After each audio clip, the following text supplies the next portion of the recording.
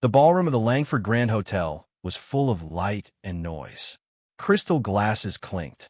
Soft music played in the background. Rich men and women in expensive suits and gowns walked around, talking about business deals and stock prices. This was the yearly charity gala of Langford Enterprises, one of the biggest companies in the city. Everyone who was anyone had come to this event. Mira Chen stood near the edge of the room, holding a glass of orange juice she did not really want to drink. She worked as a mid-level assistant in the marketing department of Langford Enterprises. She was not rich. She was not famous. She was just a normal employee who had been invited because her boss wanted extra hands to help manage the event. Mira was 26 years old, with long black hair tied in a simple bun and a plain blue dress that she had borrowed from a roommate. She felt out of place among all these wealthy guests. She kept close to her group of co-workers, sipping her drink and tried to look calm. "Look, there he is," whispered Jenny, one of her co-workers, pointing across the room. Mira followed her gaze.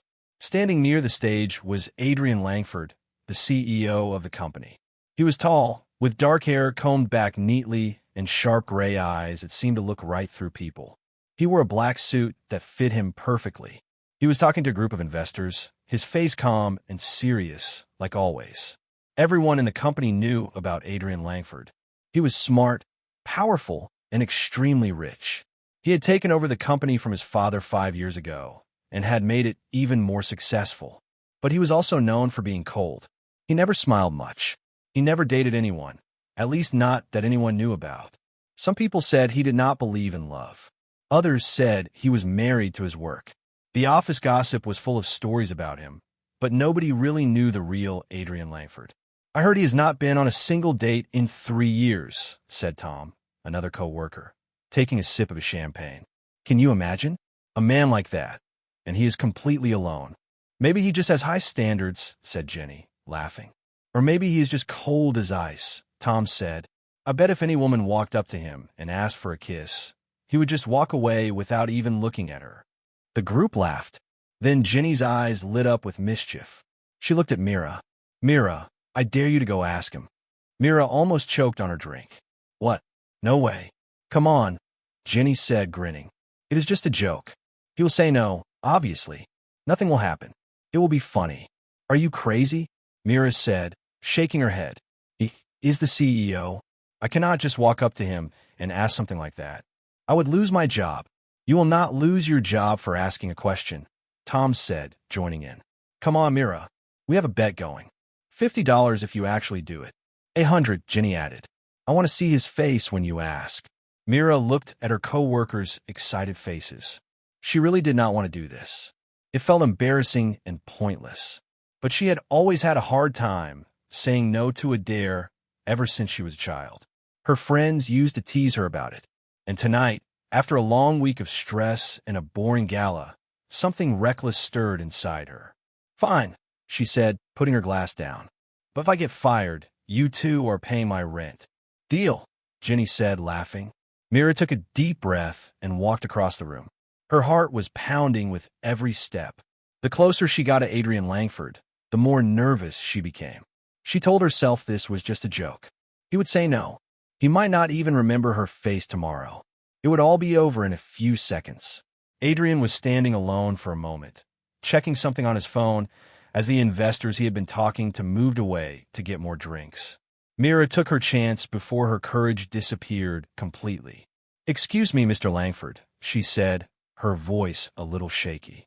Adrian looked up from his phone. His gray eyes studied her for a moment, calm and unreadable, the way he looked at everyone. "Yes." Myra's mind went blank for a second. She could feel her co-workers watching from across the room, probably laughing already. She had come this far. There was no turning back now. "Can I kiss you?" she asked. The words came out fast, almost as a whisper, but the room around them had grown a little quieter, and a few nearby guests turned their heads. Myra's face turned red instantly. She wanted to disappear into the floor. This was, without a doubt, the most embarrassing thing she had ever done in her life. Adrian did not answer right away. He simply looked at her, his expression unreadable. Myra's heart pounded so loud she thought he could hear it. She was already preparing her apology, already planning her escape back to her friends, already imagining how she would laugh this off later. But then, something unexpected happened. Adrian took a small step closer. Before Mira could even process what was happening, he leaned down and kissed her. It was not a long kiss, but it was clear, gentle, and completely unmistakable. His hand rested lightly on her arm as he did it. For a moment, everything around them seemed to stop. The music kept playing, but the conversations near them fell into silence. Myra's eyes were wide open in shock. She had not expected this at all. Her whole body felt frozen, unable to move, unable to think. When Adrian pulled back, his face was as calm as before, as if he had not just done something completely out of character in front of hundreds of people. For a second, their eyes met. Mira saw something flicker in his gray eyes, something she could not quite understand. Was it amusement? Was it something deeper? She could not tell. Then, without a single word, Adrian turned and walked away, disappearing into the crowd, leaving Mira standing there alone, her lips still tingling, her mind completely blank. The silence lasted only a few seconds before the whispers began. Guests near her started murmuring to each other, some smiling, some looking shocked. A camera flash went off somewhere nearby. Myra's stomach dropped. Someone had taken a photo. She stood frozen for a long moment before Jenny and Tom rushed over to her, their faces full of shock and excitement. "Oh my God, Mira," Jenny said, grabbing her arm. "Did that really just happen?" Mira could not speak. She just stared at the spot where Adrian had disappeared into the crowd, her heart still racing, her mind still trying to understand what had just happened. She had expected rejection.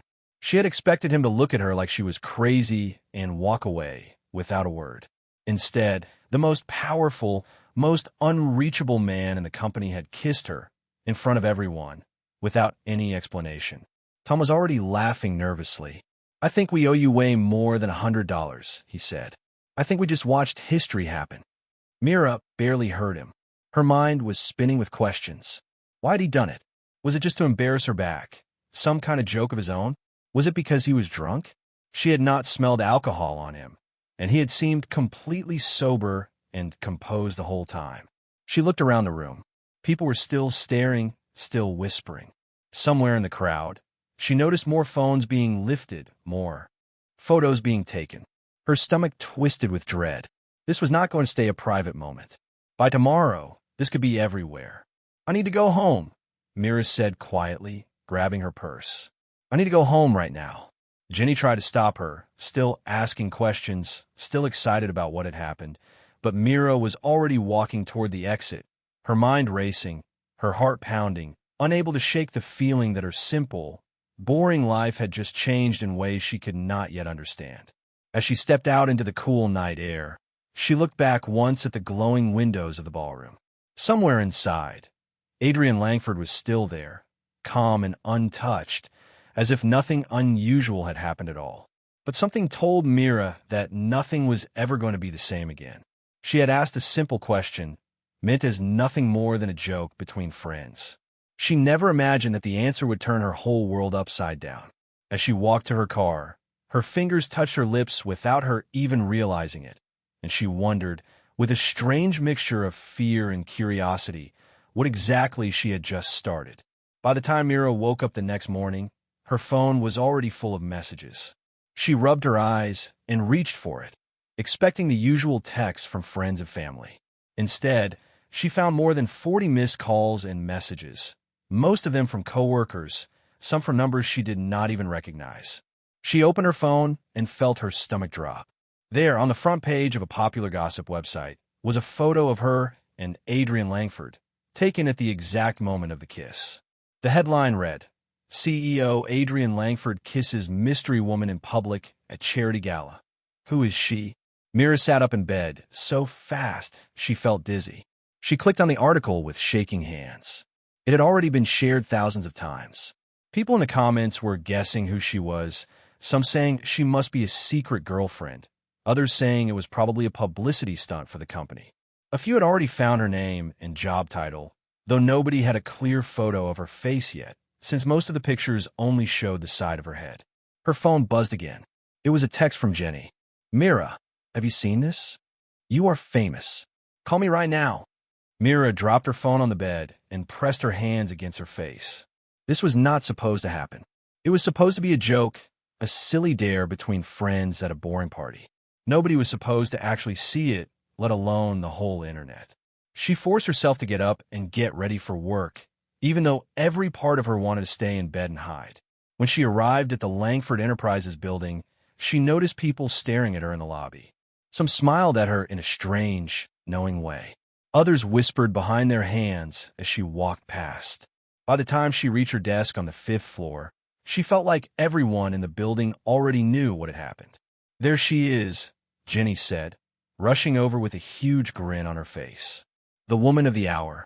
"Please stop," Mira said, sinking into her chair. "This is a disaster." "A disaster?" "Mira, the CEO kissed you in front of the entire gala. Do you know how many women in this company would kill to be in your position right now?" "I do not want to be in this position," Mira said, rubbing her temples. "I asked him as a joke.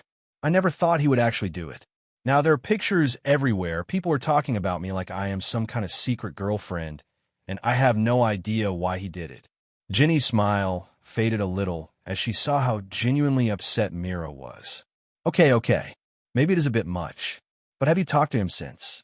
"No," Mira said. "I have not seen him at all today." As if on cue, Myra's desk phone rang. She jumped, startled, and picked it up.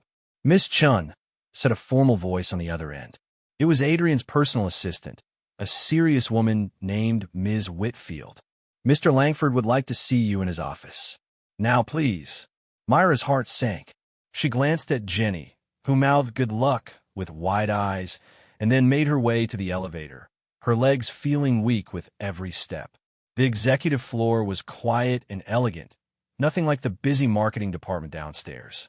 Mira walked past rows of glass offices until she reached the large double doors at the end of the hall. Ms. Whitfield nodded at her and opened the door. Adrian was standing by the window, looking out over the city, his back turned to her. The office was large, with a big wooden desk, tall bookshelves, and a wall of windows that showed the entire skyline. He looked just as composed as he had the night before, wearing another perfectly pressed suit, his hands in his pockets. "Close the door, please," he said without turning around. Mira did as he asked, her hands trembling slightly as she shut the heavy door behind her. She stood near the entrance, unsure of what to do or say. "Mr. Langford, You do not need to apologize," Adrian said, finally turning to face her. His gray eyes studied her carefully. "I'm the one who should probably explain myself." Mira blinked, surprised. "I was going to ask why you did that. I mean, everyone expected you to say no." "I expected you to say no. I did not think you would actually kiss you," Adrian finished, a small, almost invisible smile touching the corner of his mouth. "I understand your confusion. It surprised me as well, if I'm being honest." "It surprised you?" Mira repeated, her voice rising slightly. "Mr. Langford, this is now all over the internet. People are saying I'm your secret girlfriend. My coworkers keep staring at me like I have grown a second head. I do not even understand what happened last night." Adrian walked around his desk and gestured for her to sit down in the chair across from him. Mira hesitated, then sat, her hands clasped tightly in her lap. "I want you to know," Adrian said, sitting down across from her, "that I did not do that as a joke, or to embarrass you, or as some kind of business strategy, if that is what you're worried about." "Then why?" Mira asked. "You do not even know me. We have never spoken before last night." Adrian was quiet for a moment, his eyes drifting toward the window before returning to her. "That is not entirely true," he said slowly. "I have seen you around the office before. I remember you helped organize the charity event 3 years ago when I first joined as CEO. You stayed late every night that week, making sure everything went smoothly, even though it was not officially your job." Mira stared at him, stunned. She barely remembered that event herself, and she certainly never imagined that the CEO had noticed her at all, let alone remembered small details like that. "I did not expect you to remember something like that," she said quietly. "I remember more than people think," Adrian said. "When you asked me that question last night, something in me simply reacted before I could think it through properly. I am not usually a man who acts without thinking.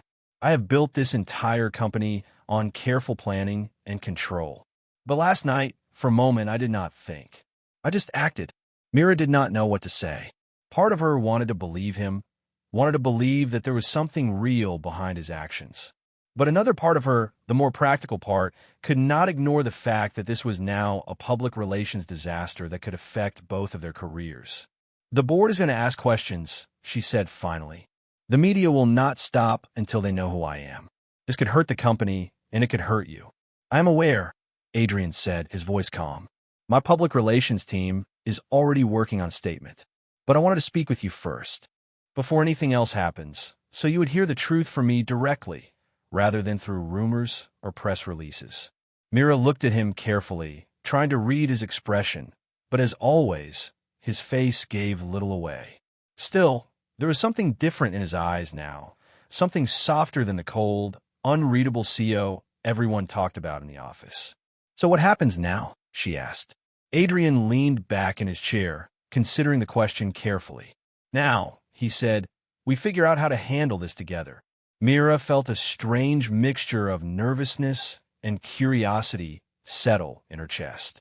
She had walked into this office expecting an apology, or perhaps even a warning to stay quiet about what had happened. She had not expected honesty, and she certainly had not expected the small, unfamiliar spark of interest that was beginning to grow inside her, despite everything telling her to be careful. As she left his office a few minutes later, her mind was a whirlwind of thoughts. She had come looking for answers, but instead, she had only found more questions. And somewhere beneath the confusion and worry, a tiny part of her was already looking forward to finding out what would happen next. The next few days were the strangest of Myra's life. The story of the kiss did not die down as quickly as she had hoped. Instead, it grew bigger. News websites picked up the story. Then television shows started talking about it, calling Adrian Langford the Ice King who finally melted. Reporters found out Myra's name within 2 days, and by the third day, a small group of photographers had started waiting outside her apartment building in the mornings. This is insane, Mira said, peeking through her blinds at the 2 photographers standing across the street. I'm not famous. I'm not important. Why do they even care this much? Her roommate, Sarah, shook her head as she made coffee in the kitchen. Are you kidding? You kissed the most eligible bachelor in the entire city, in public, at a huge event. Of course people care. This is the kind of story people love. I did not even want to kiss him, Mira groaned, sitting down at the small kitchen table. It was a dare, a joke, and now my whole life feels like it belongs to strangers on the internet. At work, things were not much easier. Her co-workers treated her differently now, some with excitement and curiosity, others with obvious jealousy. She overheard whispers in the break room more than once, women wondering out loud what was so special about plain little Mira from marketing that had caught the CEO's attention. It stung more than she wanted to admit. Worse than the whispers, though, was the pressure from the company itself. On the 4th day, Mira was called into a meeting with the head of public relations, a sharp, fast-talking woman named Ms. Delgado, along with Adrian himself. The situation has grown beyond what we can simply ignore, Ms. Delgado explained, sliding a folder across the table toward Mira. The stock has actually gone up slightly since this story broke, believe it or not, because investors see it as a sign that Mr. Langford is more approachable than his public image suggests. But if we do not manage this carefully, it could just as easily turn into a scandal that damages the company's reputation. Mira glanced at the folder, but did not open it. What exactly are you asking me to do? Ms. Delgado exchanged a glance with Adrian before continuing. We would like the 2 of you to be seen together publicly a few more times. Nothing extreme. A dinner here, an event there. Enough to suggest that this is a real, ongoing relationship, rather than a strange, isolated incident. This will allow the story to settle naturally over the next month or 2, instead of the media digging for more scandalous explanations. Myra's mouth fell open slightly. You want us to pretend a date? In public? Essentially, yes, Ms. Delgado said, her tone businesslike and calm, as if she were discussing a simple work project rather than someone's personal life. It would only be for a short period. Once the story fades, You can quietly go your separate ways, and no one will think much of it. Mira turned to look at Adrian, expecting him to object, or at least to seem uncomfortable with the plan. Instead, he was watching her carefully, his expression unreadable as always. "You do not have to agree to this," he said quietly. "If you are not comfortable, we will find another solution. I will not force you into anything." Mira appreciated that he said this, but she also felt trapped.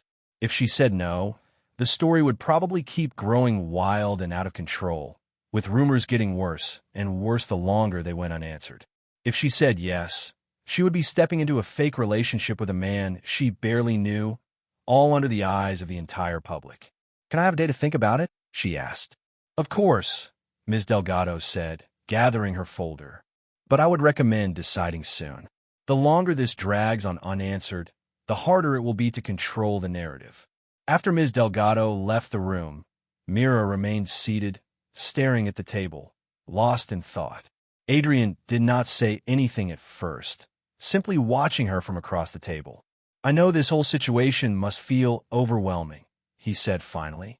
"I did not intend for any of this to happen when I kissed you that night. If I had known it would spiral into something this large, I might have thought twice before acting on impulse." "Might have," Mira repeated, raising an eyebrow. A faint, almost embarrassed smile crossed Adrian's face, the most emotion Mira had seen from him so far. "Perhaps not," he admitted. "I'm not entirely sure I regret it, even now, despite the chaos it has caused." Mira felt her cheeks warm at his words, and she quickly looked away, unsure how to respond. There was something disarming about hearing such an honest admission from a man known throughout the company for being distant and unreadable.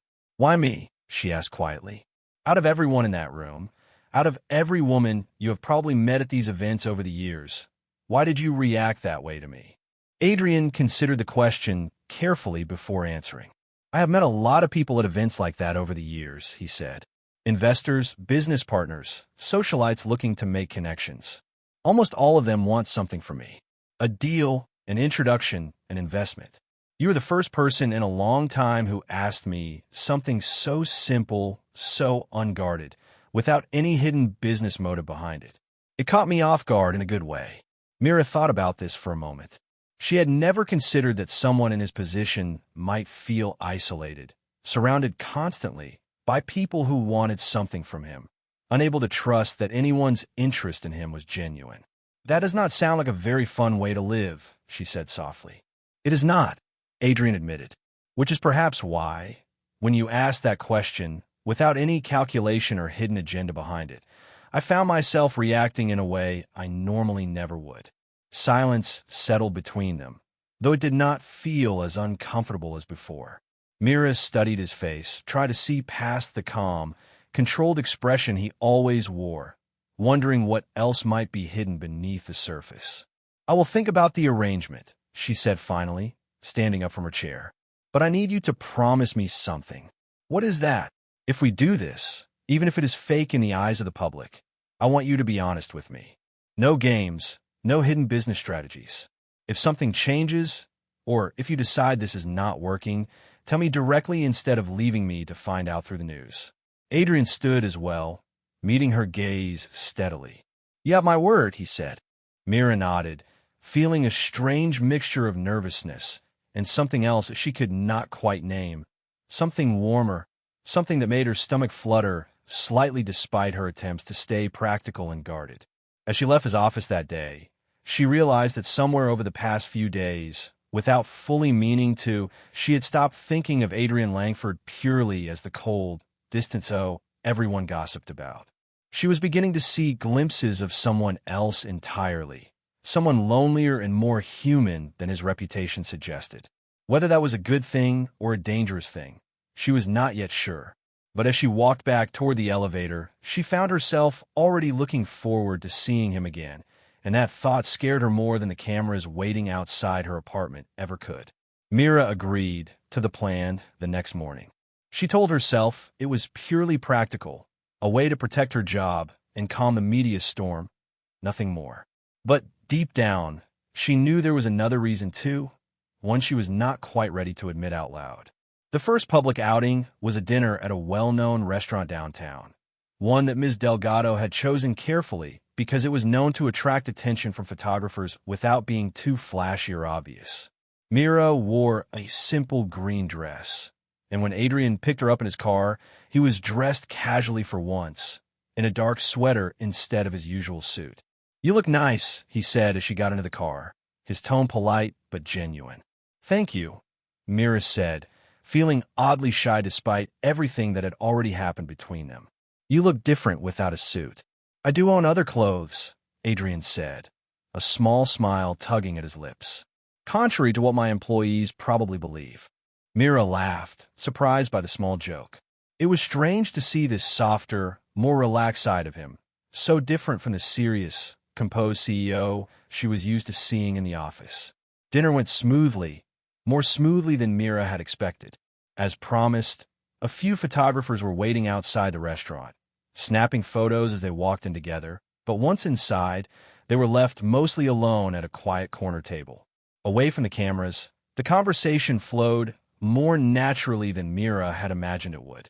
She learned that Adrian had taken over the company from his father when he was only 28 years old, thrown suddenly into a position of enormous responsibility after his father's unexpected health problems. She learned that he rarely took vacations, that he often worked late into the night, and that he had few real friends outside of business associates and colleagues. "That sounds lonely," Mira said, twirling her fork in her pasta. "It is," Adrian admitted, surprising her again with his honesty.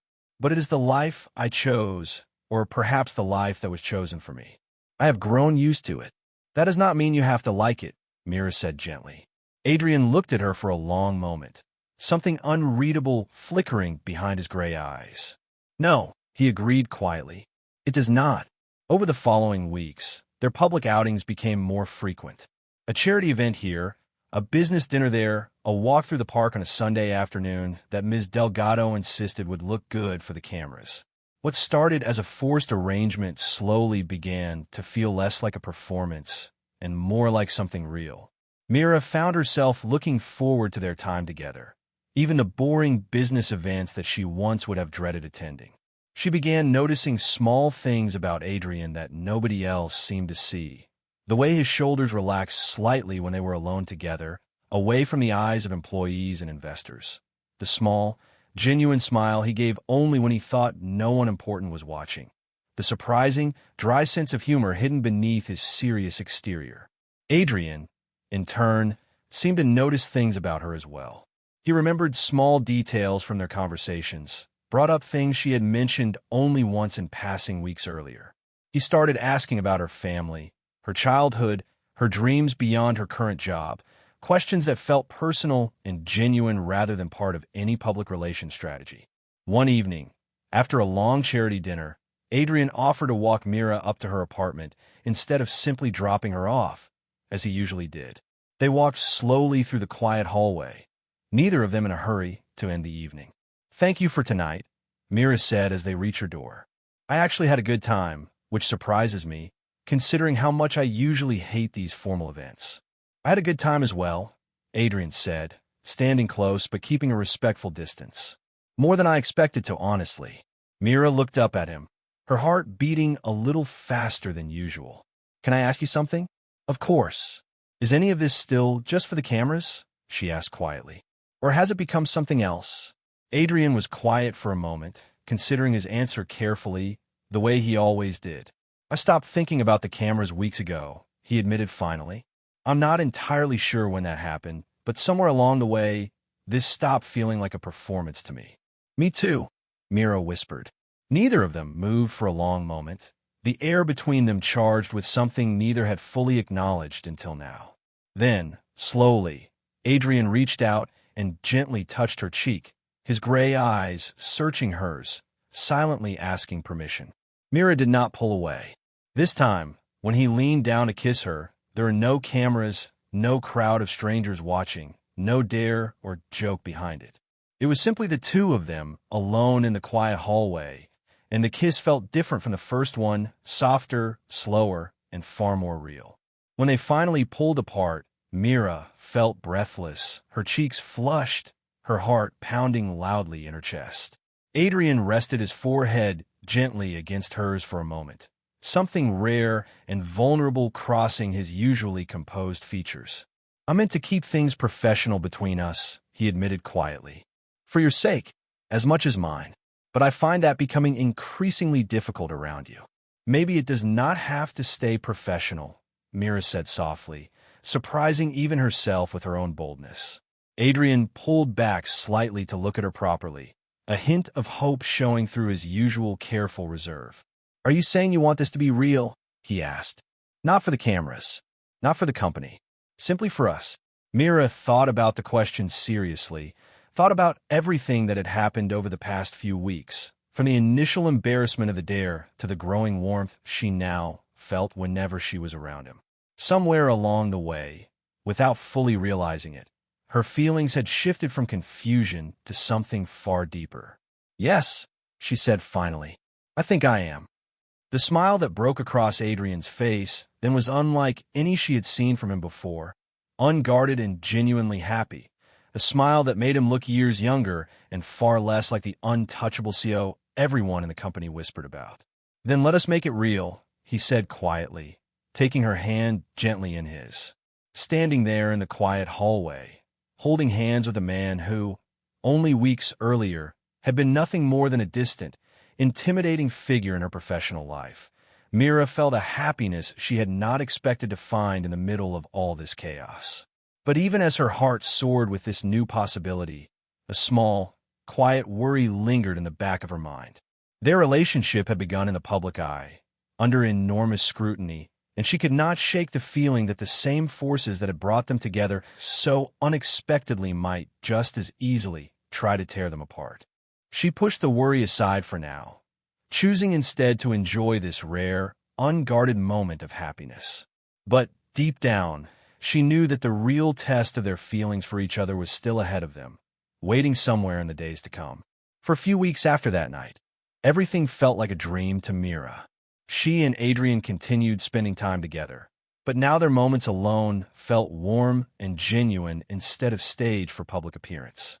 He would sometimes surprise her at the office with coffee from her favorite shop, always careful to avoid drawing too much attention from her coworkers. She began to see the private side of him more often, a version of Adrian that was funny, thoughtful, and surprisingly gentle beneath his serious public image. But not everyone in Adrian's world was happy about this change. Richard Voss, a senior board member who had worked closely with Adrian's father for many years, had never liked the sudden media attention surrounding his young CEO. Richard believed that Adrian's focus should be entirely on the company, not on public romances that, in his opinion, made the business look unstable and unprofessional.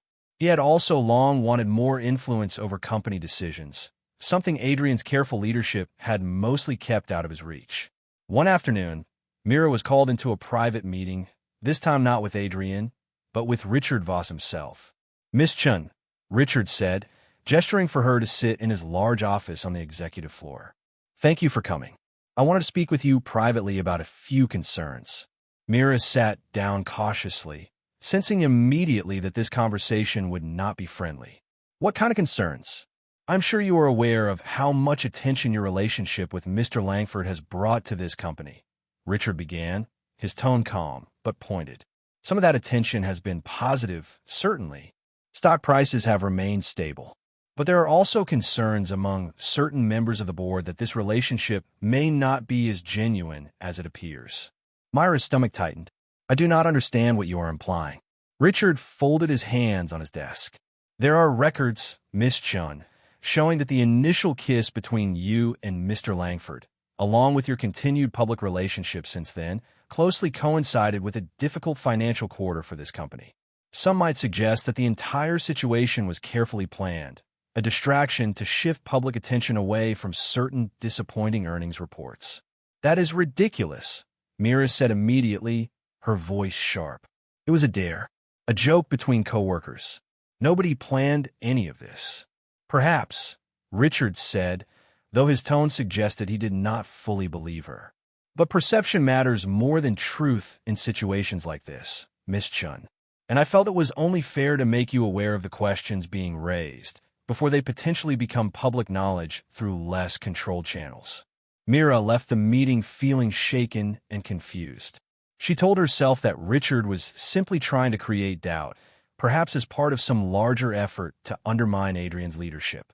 But a small, nagging voice in the back of her mind could not fully dismiss what he had said. That evening, she brought up the conversation with Adrian over dinner at his apartment, watching his reaction carefully as she explained what Richard had told her. Adrian's expression darkened as she spoke, his jaw tightening with obvious frustration. Richard has wanted more control over this company for years, he said. He has tried multiple times to create doubt about my leadership, especially since I refused to give him more influence over certain financial decisions. This is simply another attempt. So none of it is true? Mira asked. The kiss really had nothing to do with a bad financial quarter? Adrian looked at her, clearly hurt that she even had to ask the question. Mira, I told you the truth from the very beginning. I kissed you that night because something in me reacted to you, not because of some calculated business strategy. I understand why Richard's words might plant doubt, but I need you to trust what I have told you directly, rather than the version of events he is trying to create. Mira wanted desperately to believe him, and mostly, she did. But the seed of doubt Richard had planted continued to grow over the following days, especially as she began noticing news articles that seemed to echo the same theory Richard had presented, questioning whether the entire relationship had been orchestrated as a public relations strategy. The pressure began to affect her work as well. Colleagues who had once been friendly now seemed more distant, unsure whether to trust her motives. Whispers followed her through the hallways, some now suggesting she had used the situation to advance her own career rather than the innocent narrative of a harmless joke gone unexpectedly right. One evening, after a particularly difficult day filled with pointed comments from coworkers, Mira snapped at Adrian during dinner, her frustration finally boiling over. Maybe this is not worth it, she said, pushing her plate away. Maybe we should just end this now, before it gets any messier than it already is. Adrian looked at her, clearly startled by the sudden shift in her mood. Where is this coming from? Everywhere I go, people are questioning my motives, questioning yours, questioning whether any of this was ever real, Mira said, her voice rising with emotion. I cannot even walk through my own office without feeling like everyone thinks I am some kind of manipulator who used a stupid dare to trap the CEO. You know that is not true, Adrian said firmly. Do I? Mira asked, tears threatening to fill her eyes. Because right now, I honestly do not know what to believe anymore. Adrian reached for her hand, but she pulled away, standing up from the table, needing space to breathe and think clearly. I need some time, she said quietly, away from all of this, away from the cameras, the board members, the whispers. I just need some time to think. Without waiting for his response, Mira grabbed her purse and left his apartment, leaving Adrian standing alone in his quiet dining room, watching the door close behind her with a heavy heart. For the first time since this entire strange journey began, Adrian felt truly powerless. He could handle difficult business negotiations, hostile board members, and complicated financial crises with practiced calm. But he had no experience handling matters of the heart, and the fear of losing Mira, someone who had unexpectedly become the most important person in his carefully controlled life, left him more shaken than any business challenge ever had. He knew that simply waiting for the situation to resolve itself was not enough. If he wanted to prove to Mira and to everyone else questioning their relationship that his feelings were genuine, he would need to do something bold, something that went beyond his usual careful, controlled approach to problems. Sitting alone in his apartment that night, Adrian began to form a plan, one that would require him to step far outside his comfort zone and risk exposing himself and his true feelings more openly than he ever had before.